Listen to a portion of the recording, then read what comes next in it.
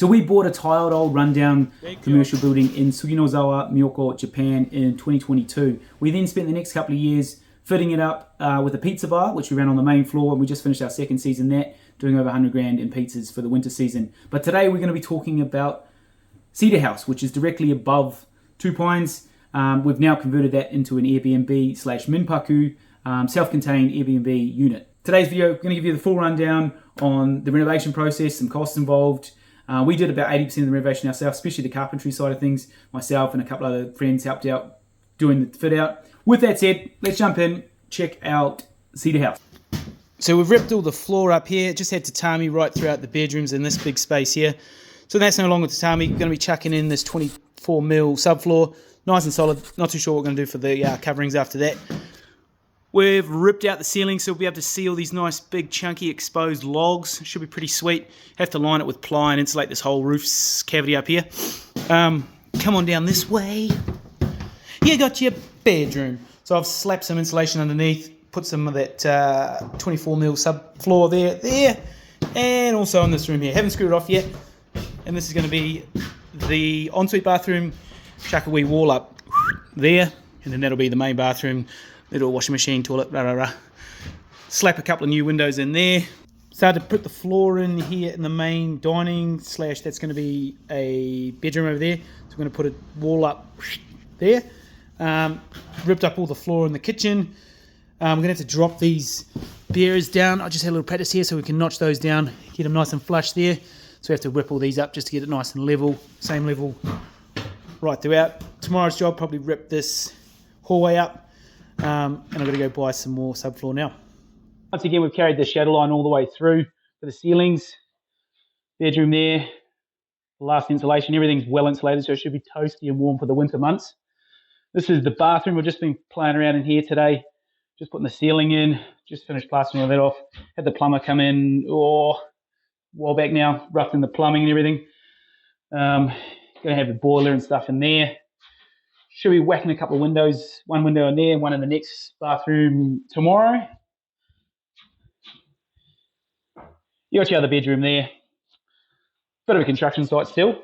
And then this is the other main, this is the ensuite bathroom. Going to be a shower in the back there, so I've just left that all open.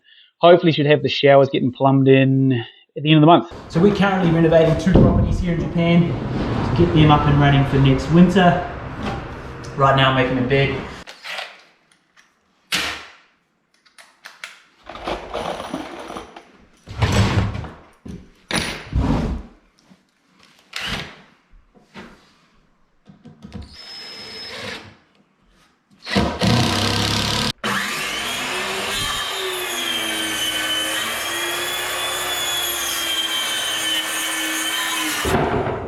Alright, here we are at Cedar House. So we have Two Pines, the pizza restaurant, which is at the main floor here. And we have Cedar House upstairs. And then also we have the basement now, which is going to have all our rental gear. So obviously in winter there's a lot of snow all around here. You're seeing it's July right now. So you come on through, this is the entranceway for Cedar House. So you come through here, all your boards and ski stack there. Downstairs is going to be down to the rental space, ski and snowboard rental. And if you're coming through here, this leads you through to upstairs Cedar House. So this is the pizza restaurant there during winter. Outside of winter, we don't run it at this stage. Got a lot of storage and stuff in behind here, just for storing mops and what have you. And then your little toilet in there, which is mainly used for the pizza restaurant through there. And then here, we'll go upstairs. I'll give you a quick tour of Cedar House. So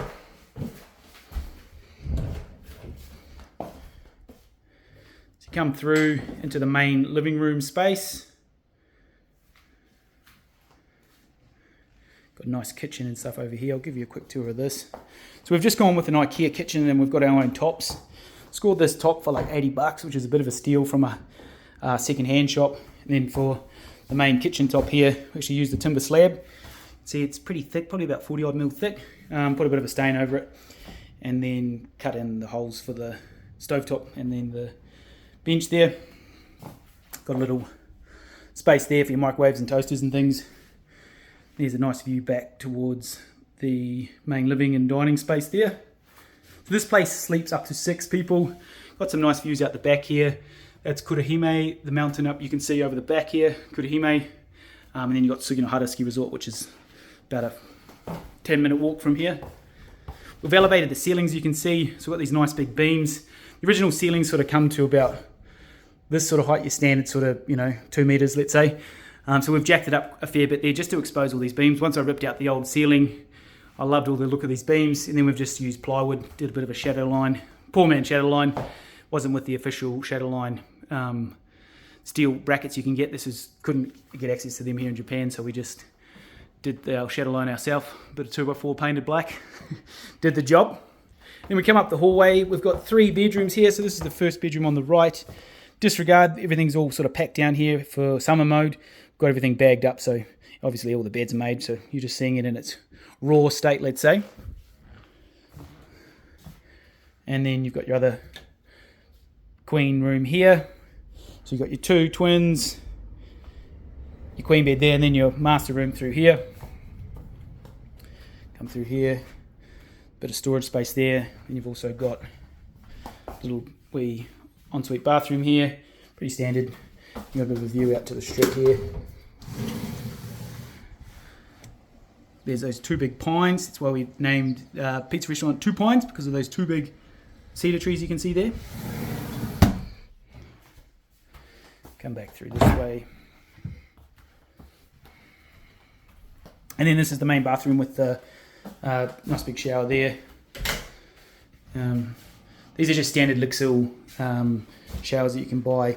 Pretty much the whole package. We just had to frame it up and then the plumbers put that in. Got everything there. The washing machine there. Little utility space for your vacuum cleaners and what have you.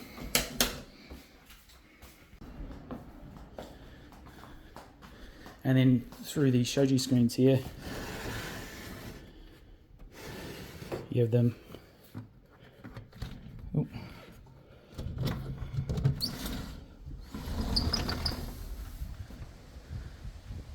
The ski resort's just up over here.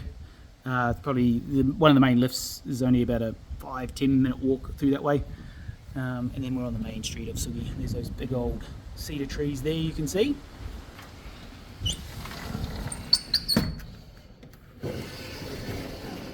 So all up, the fit out up here, you're looking at around 120 grand if you include all the furnishings. That's Australian dollars, so you're talking 10, 12 mil, let's say, depending on the exchange rate at the time. And then with the fit out downstairs, that was, like I said, probably looking around 4 mil down there now with the recent work we did this year. So all up, you'd be looking at around 20 million, let's say, for the fit out. That's with us doing all the work. If you're looking at getting trades in to do any of this, or all of it, let's say, you could probably triple the cost. Trades in Japan aren't super expensive, but just the costs go up, and then it's also sometimes a little bit more time consuming as well, because you've got to work in pretty closely with the Japanese when you've got the language barrier, and things can take a lot longer when you're working with trades as well. So it's easier if you can sort of get stuck into it yourself. 100% for the electrical and plumbing, I highly recommend getting trades in to do that sort of thing. But just for your chippy sort of side of stuff, fairly straightforward, I think. We ended up ripping out all the walls internally, so we were just left with these main studs here that you'll see throughout. These studs, big, and added a couple of extra ones here. This is one, I'm pretty sure I added that one, and a couple of these doorways as well. So we kept all the main structure, we just sort of ripped it out so it was easier for the plumbers and Sparky to rough everything in. And then my wife comes through at the end and she does all the interior design, which she's fantastic at, and she really enjoys that. And she spends a lot of time online just sourcing a lot of the furnishings and everything. Buy a lot of things secondhand through Yahoo and a lot of other sort of Facebook Marketplace, and anywhere she can score some great sort of deals on that sort of thing, which is good. Sometimes it's not super cheap that way either, because you've got to pay for shipping and things. Some things might be coming from Tokyo or Osaka, or where they may be coming from. We actually bought our pizza over from Osaka. That was a bit of an ordeal getting that here, but that's another story. So yeah, that's just a real rough overview of your costings if you're looking at fitting up or renovating a property here in Japan. So as you can see, the place has come up pretty good. Love to hear what you guys think. Drop in the comments below what you guys think, how the renos come up. As you saw, a couple of shots there pre-renos. She's come a long way.